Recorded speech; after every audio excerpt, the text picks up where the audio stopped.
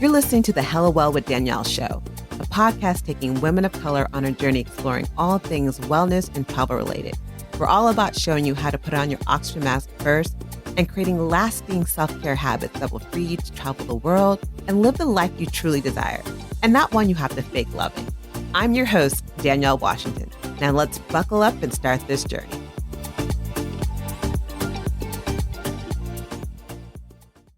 Hello, hello, hello, and welcome to the Hella Well with Danielle podcast. I'm your host, Danielle Washington, and it's starting to feel warm. I'm getting to wear real clothes out here. It was like 90 degrees in San Francisco. Okay, I lied. It was 90 degrees in San Jose, but it was like 80 to 70 in San Francisco. And I'm like, yes, I'm getting that moment where I feel like I'm ready to travel again.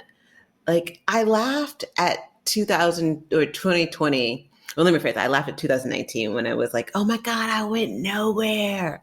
I only went to 12 countries. Fast forward to 2020 and 2021. I'm like, 2020, I went literally nowhere.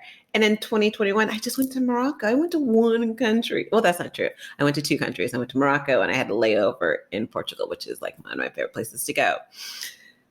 But 2020 and 2021 and COVID taught me a lot of things. And travel can be the most beautiful form of means of escape. It could be this beautiful thing, but sometimes you got to check yourself. And I had to check myself to realize, am I using travel as a form to escape my life, or am I using travel as a form of positive escapism? And travel escapism is real. Like it literally is a real thing. I don't know if it's a psychological term, but I do know that it is a real effect because I've experienced it and it has taught me a lot about myself. And especially when people are like, oh my God, how are you doing during COVID and you're not traveling? And I'm going to tell you how I got through COVID without traveling and why that was probably one of the best life lessons I have ever learned. But before we get started, let's get into what is travel escapism. Like, you probably should kind of explain that. So travel escapism is using travel to escape from reality. And if you look at the psychological definition of escape or escapism, it's, talked about as being a desire or behavior to ignore, evade, or, ignore, evade, or avoid reality. And that's what travel escapism, you're escaping your reality. And it looks different for many people, but what it can look like is feeling like, you're feeling like you're free of life's burdens. When you're traveling, the world is your oyster. There are no problems. It's just this amazing feeling of freedom. It's to the point to where you're chasing that feeling. I don't know about you, but like I found myself consistently, I would travel somewhere, I'd come back and I'd be like, I need to travel again. I need that feeling. It felt like a drug. I didn't realize that travel felt like a drug, but it hella felt like this amazing high that I would get from traveling. So, and it was never enough. I needed to consistently do it over and over. And I was sad to come home. Like, there's been times when I was happy to come home, but it was really, really rare that I found myself actually like excited to come home because, I feel really rejuvenated. I'm happy. Life is good. And now I can come back to my life. I would come back and I'm like, I'm back to whatever this lifestyle is. And it wasn't fulfilling me, but I wasn't realizing that I was again using travel to escape my current life. And it was masking this joy and this high I would get from travel was masking what I was running away from. It was masking what wasn't working in my life because I traveled so much that I didn't even give myself time to even see that, something really ain't working out for you. I mean, I was known for jumping on planes. Like I told you in 2019, I went to like 12 countries.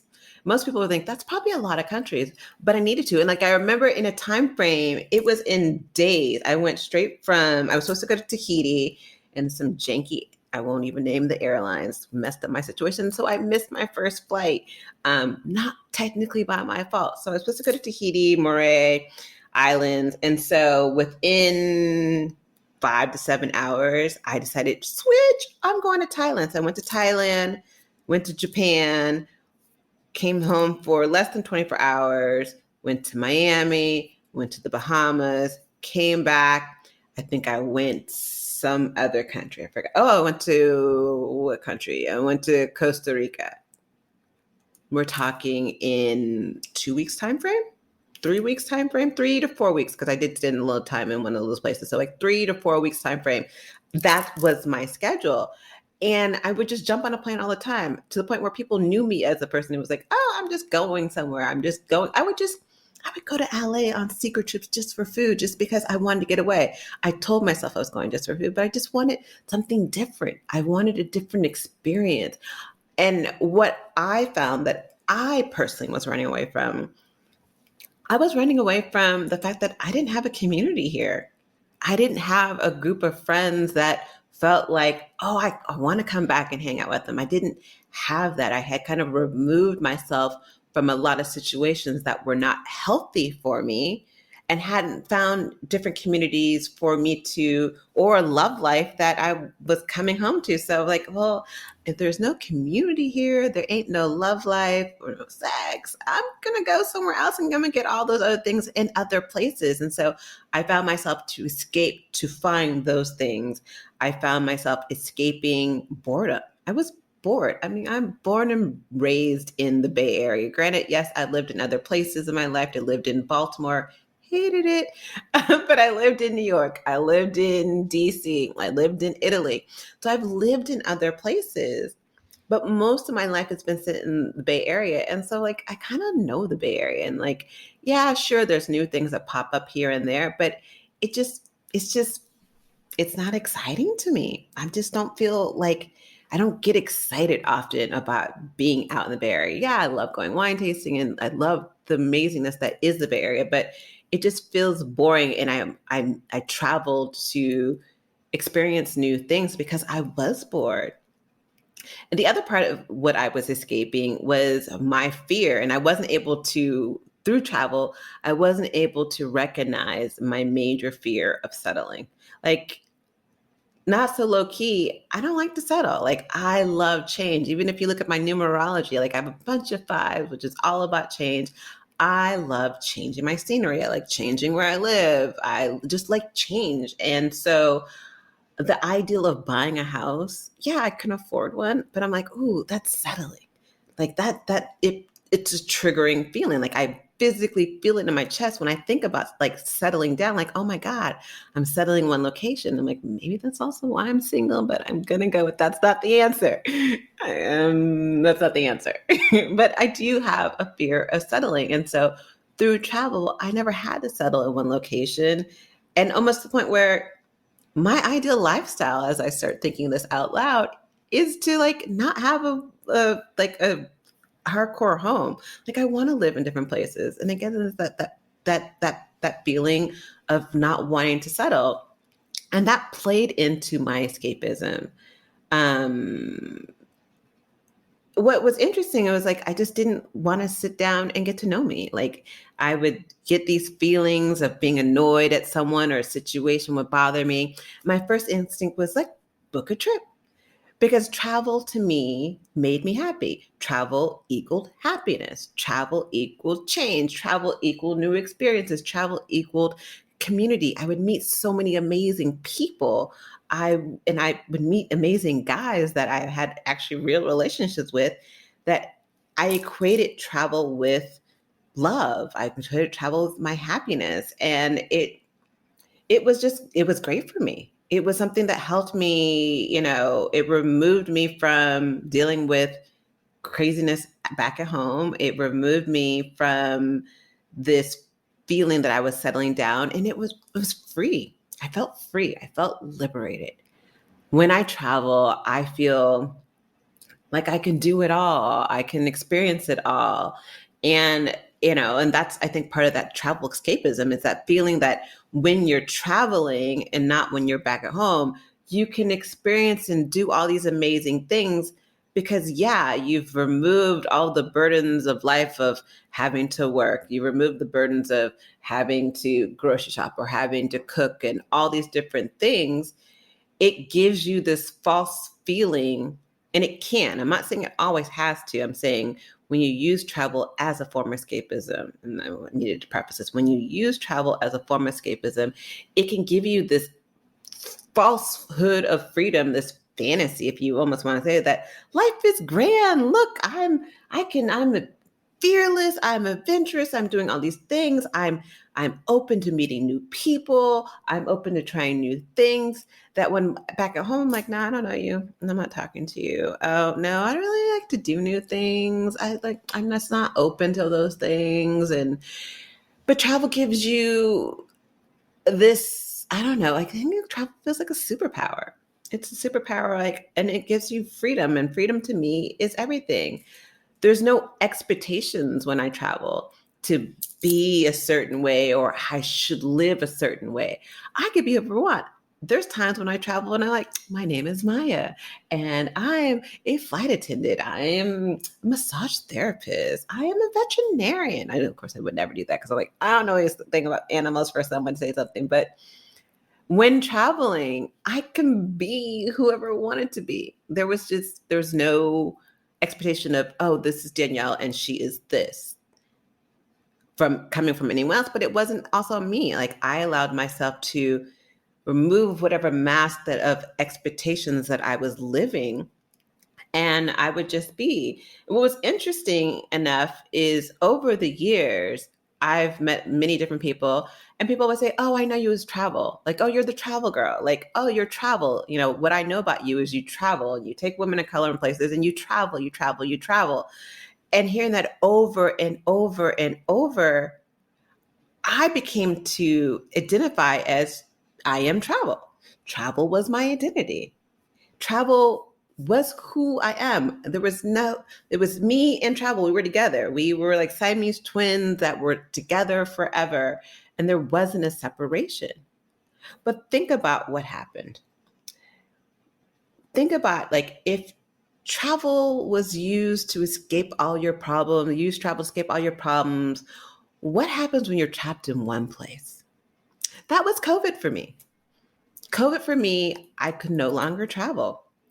Travel wasn't an option. I mean, I liked my life enough to, and I took care of my parents where travel wasn't an option. And it was funny. So many people like, oh my God, you must be going stir crazy because you couldn't travel. And like, how are you surviving? And I think had I not started working on me, had I not started figuring out who I was as a person, right at the end of 2019, I went to Costa Rica. And that was a trip not for escapism, that was a trip where I discovered me. And again, I'll explain that a little bit later. But it's a trip that I discovered me, and I was starting to realize, oh wait, I think who you think you are is really not who you really are. And I started to gather what my identity was. Had I not had that one trip, yeah, a sister would have been probably suicidal. I'm not joking. I've probably been in a lot of different things had I not started to work on me to realize that I was using travel as a form of escapism. And it was my happy vice. It was some people like alcohol, some people like gambling and other addictions and other vices.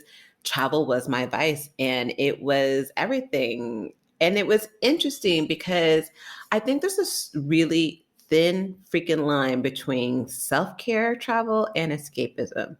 Because I think that travel can be the most amazing form of self-care. I mean, I even wrote a book, Travel is My Favorite Form of Therapy, and it is when used properly.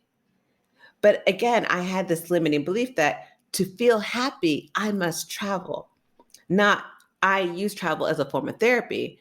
Travel for me was in order to feel happy, in order to feel joy, in order to come alive, I had to travel. I couldn't do it at home. That was the story I told myself. I had to travel to become alive. But travel as a form of self-care is bomb. I think travel is a form of self-care, and it's all about your intention. It's how you show up and your awareness of who you are and why you're doing it. Travel as a form of self-care, you're breaking away from routines. There's such an importance in the pause. We're constantly going, going, going, going, going. We don't allow our minds to pause. And so utilizing travel as a form of pausing, the form of relaxing your mind, relaxing your body from the constant struggles of going, going, going. It is what it is. I'm just trying to survive. But when you stop and pause and breathe, the travel is so beautiful, and it's been instrumental in my health and my wellness and in so many different ways. It also has helped me push past my own comfort zones. I know that, the story I would tell myself oftentimes was like, oh, I'm traveling to discover me. A lot of times I wasn't. A lot of times I wasn't. I was saying I was using travel for self-care, but I wasn't. But there are times when I was using travel as self-care. It it helped me get to another space. Like, perfect example, moving to Italy. I loved Italy, but Italy pushed the sister to new bounds. I remember going on this group dinner. I was in Puglia, southern Italy. I met these people who owned the hotel.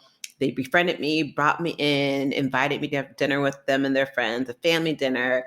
And they're ordering a bunch of things. And like, my Italian was not the best at the time, but I knew a couple words. I knew the word cavallo. I'm like, that's horse. Oh my God. They just ordered. Like, why is horse on the menu? Did they literally kill like a horse? And like, they're about to serve this to me.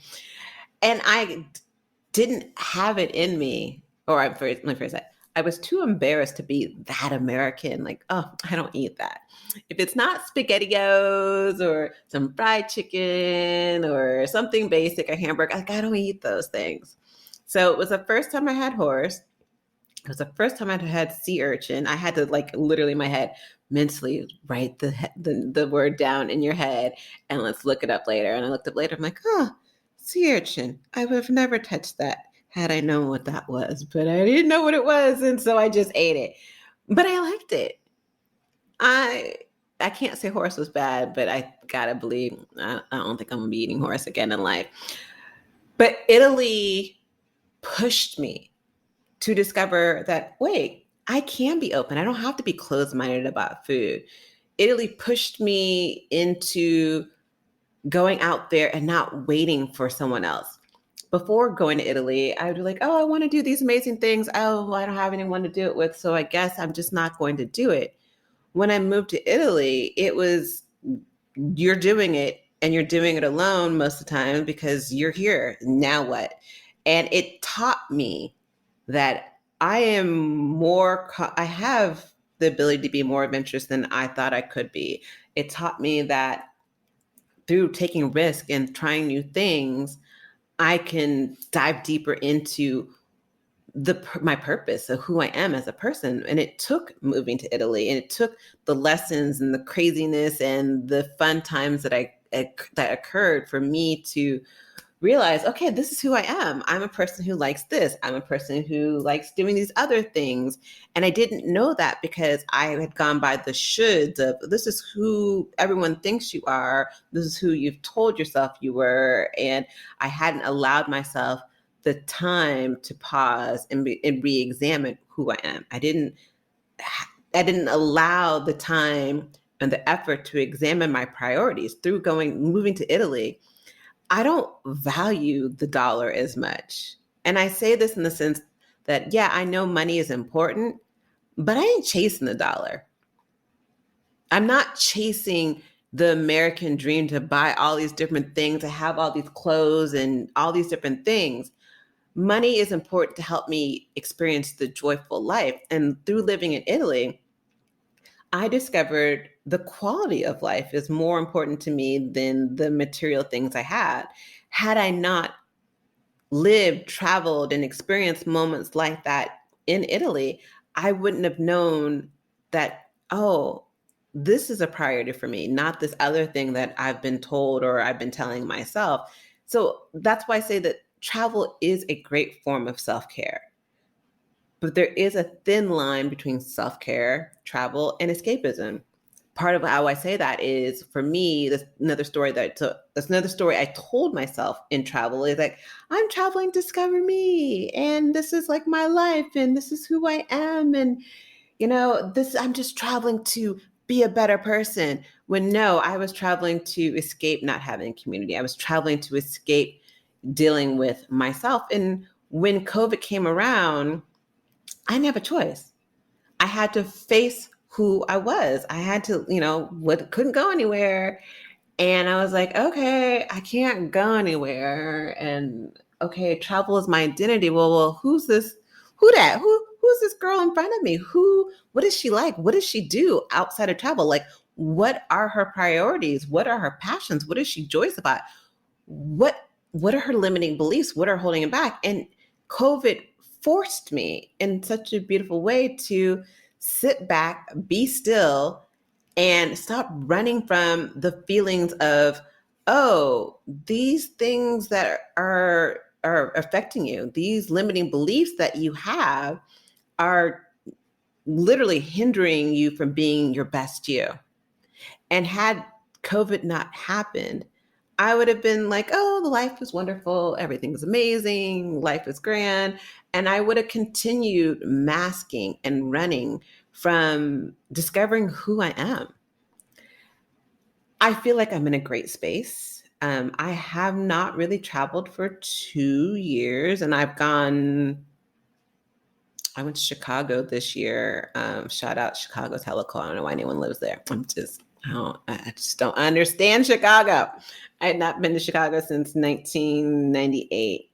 I probably won't go back anytime soon.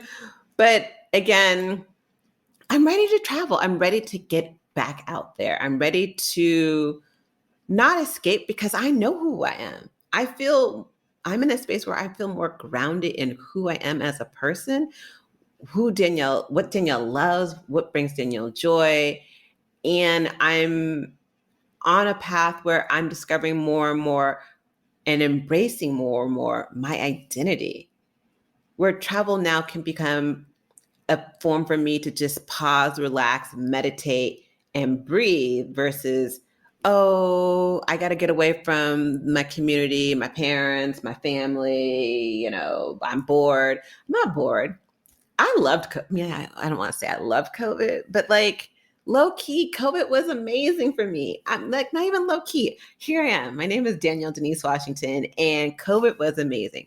I sat and did nothing, and I learned and loved on me. And I don't remember the last time I had the opportunity just to sit and be with me and love on me. And I felt like I always had to travel to get through those moments, and I didn't.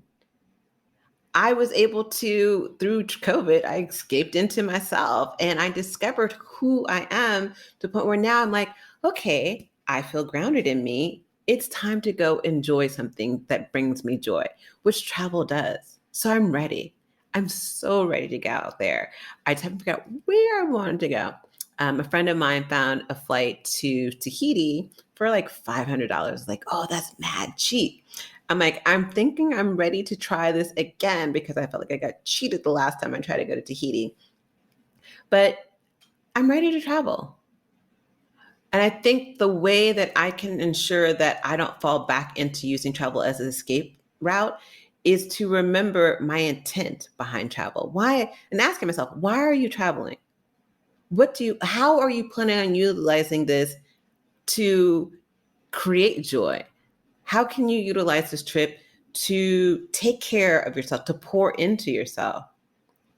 And your intention behind your travel and your awareness of who you are and what you're doing is how you can discover the difference between escapism and self-care travel. And that's what I got. So if you see your girl in the street, know that she's traveling not to escape life, but to enjoy life. I love y'all. And if you aren't watching the podcast on YouTube, girl, why not?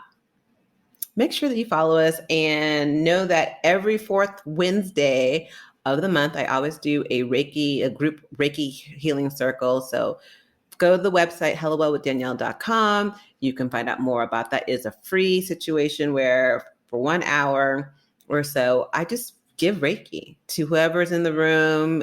It's a great way to, again, relax the mind, to pause from your routine and get some clarity on things that are going on in your life and heal, because you're worthy.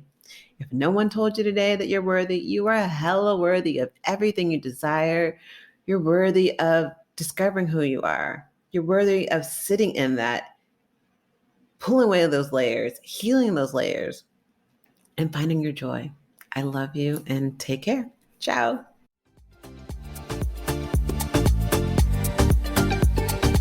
Thanks for joining us this week on the Hello Well with Danielle show. Make sure to visit our website, hellowellwithdanielle.com, where you can subscribe to our show on iTunes, Spotify, and Amazon Music and never miss an episode. Also, you can follow us on social media at Hello Well with Danielle on Facebook and Instagram, and Hello Well Danny on Twitter. And if you hella love the show and got some good nuggets out of it, know that I'm not too proud to ask for you to please leave a rating or review on iTunes so that we can continue to expand our reach and help other women of color. Again, thanks so much for listening, and I hope to see you next week. Ciao.